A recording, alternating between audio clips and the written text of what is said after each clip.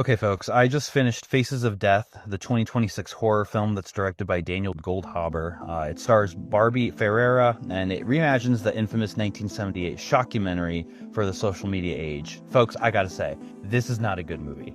This is not a good movie at all, and I'll get into why it's not a very good movie, but I just want to give, obviously, a spoiler warning because we're going to be talking about spoilers here in this video about the film. I gotta say, folks, there's some good nuggets in here. That's, I think, what's so frustrating for me is that there are good nuggets in this. So what piqued my interest about this movie was because I hadn't ever heard of the first one, which was this Faces of Death that was in 1978. Apparently it was this like documentary over like different kinds of death and different ways that people and animals are dying. Anyway, I never heard of it, so of course that piqued my interest. Apparently that documentary was so bad that it got like banned in certain countries, and like you could never find it or anything like that. So of course I'm like, oh my god, maybe this sequel or this retelling of the first one is like, maybe they're gonna try to push the envelope too. Maybe they're gonna try to do a sequel, or maybe, you know, they're gonna try to modernize it but still really like push the envelope.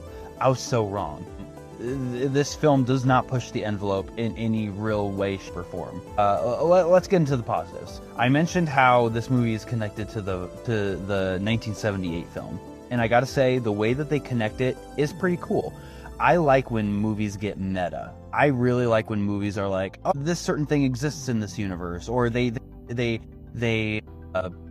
are aware of the source material. Spoiler territory, but in this movie, the main serial killer is recreating deaths from the first movie. So in the movie universe, the first Faces of Death exists, and I think that is so cool. I think that the way that they built that is a very cool way. It's not a lazy sequel that has no connection to the first. It's not a reboot that also doesn't connect to the first.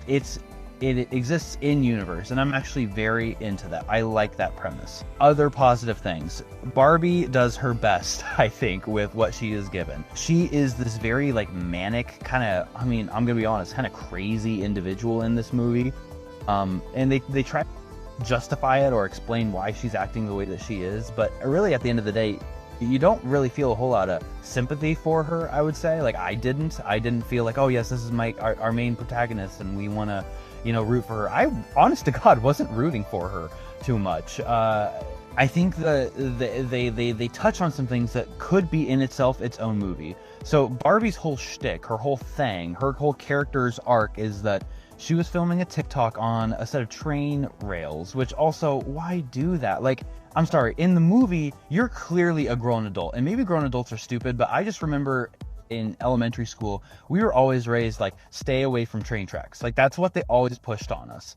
So to watch two grown adults in this movie film a TikTok on a set of train rails made it very hard for me to believe. Anyway, Barbie's character ends up jumping off the train tracks right before a train comes, but her sister that she's filming the TikTok with doesn't jump off in time, and she gets essentially destroyed, just absolutely decapitated by a train. And that's kind of what like explains Barbie's character's whole thing, which is that now in this movie, and this is where I'm going to get into the things that don't make sense, because of this experience that Barbie's character has had, she has gone completely off the grid. So she has a dumb phone, she doesn't have a laptop, and we're expected as the viewers to kind of, you know, pinpoint it together. Like this is where I like it, because the movie up until a certain point just shows you these things, and it leaves you as the viewer to interpret, okay, this awful thing happened, this is why she's doing XYZ. That makes sense. Except finally, like halfway through the movie, it's like she goes on this small monologue with her roommate about why she's doing XYZ, and it's so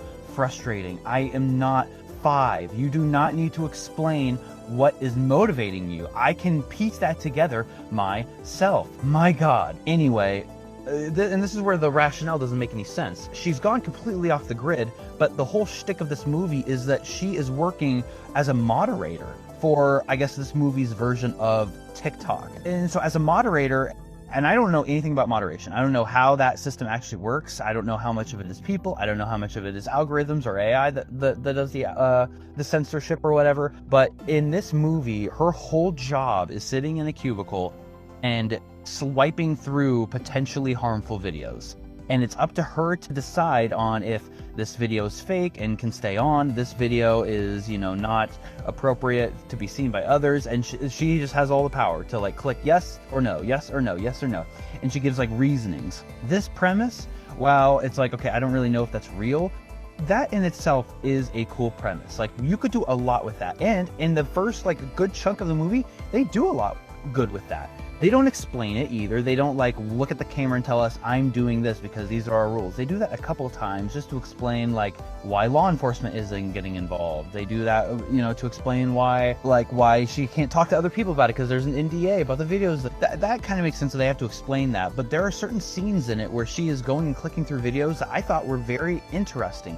She was allowing certain sexual content to be on there, but then she wasn't allowing a Narcan tutorial, because it features drug use. And it really kind of, it paints a picture for the viewer, obviously showing, not telling, of it's kind of interesting and a little strange how they are deciding what is appropriate to be on the internet and what is not appropriate to be on the internet. Potentially harmful things are getting a pass, and potentially beneficial things are getting flagged. And I think that that in itself is a cool premise. That's about it. It's just a premise. They show it to you. It's like dangling keys in front of you. Like, ooh, isn't this interesting? Shouldn't you think some more about this?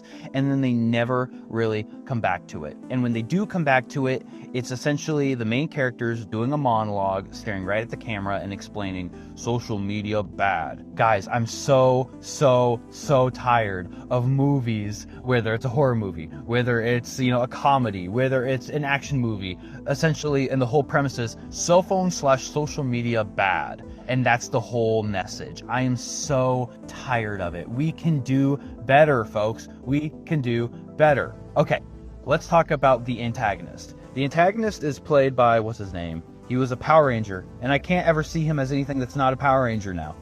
What's his name? Dacre Montgomery. He plays this character that is essentially a serial killer, and whose whole premise is he loves, I guess, the first Faces of Death movie. And in fact, he loves it so much that he's going to recreate these fake deaths that were on this documentary and make them into real deaths with real people, and he's going to put them on the internet.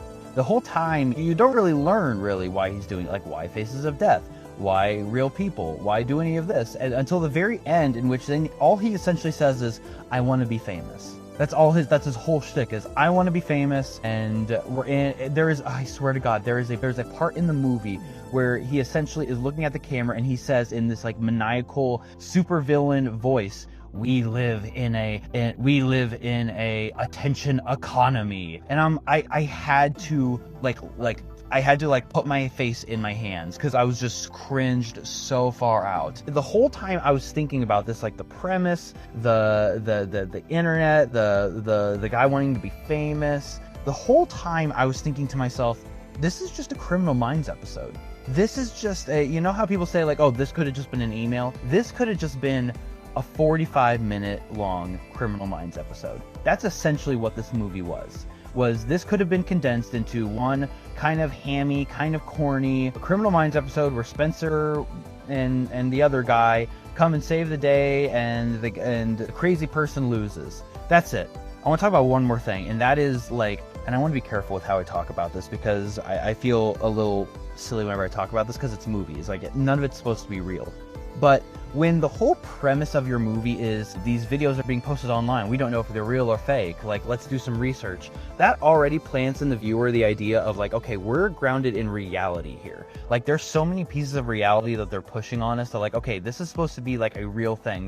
They've got their own version of TikTok. They're talking about censorship. They're talking about a real movie in this universe. So it's all grounded in a lot of realistic things. So you're supposed to be watching this movie going, okay, this could be real life. Except there are parts of this movie that are very much like, okay, this isn't how something would happen in real life. And it's so frustrating. There is a scene where Barbie's character escapes the lair of the guys of the antagonist's place, and she's running out. Her and this other victim are running out of the house, and they're trying to escape. And what does he do? he pulls out a hunting rifle. Keep in mind, they're in suburbia. Like, his lair is in the basement of some, like, McMansion in what looks like Florida. And so there's other houses nearby. He pulls out a hunting rifle and shoots it twice. No, not even twice. It was like 3 times where he shoots a hunting rifle in the middle of suburbia, and it's never mentioned. Cops don't show up because of it. Neighbors don't call, hey, there's gunshots. Nothing. Cops only arrive once Barbie's character calls 911. And whenever she does that, like, they don't believe her. It is so frustrating that little things like that are like, oh my god, okay, stakes are high. This guy just revealed himself. He just shot a hunting rifle in the middle of this neighborhood. Stakes are high. Like, surely the cops are going to come. Maybe it's going to be this big shootout. He's going to have to find a way to escape, yada, yada, yada.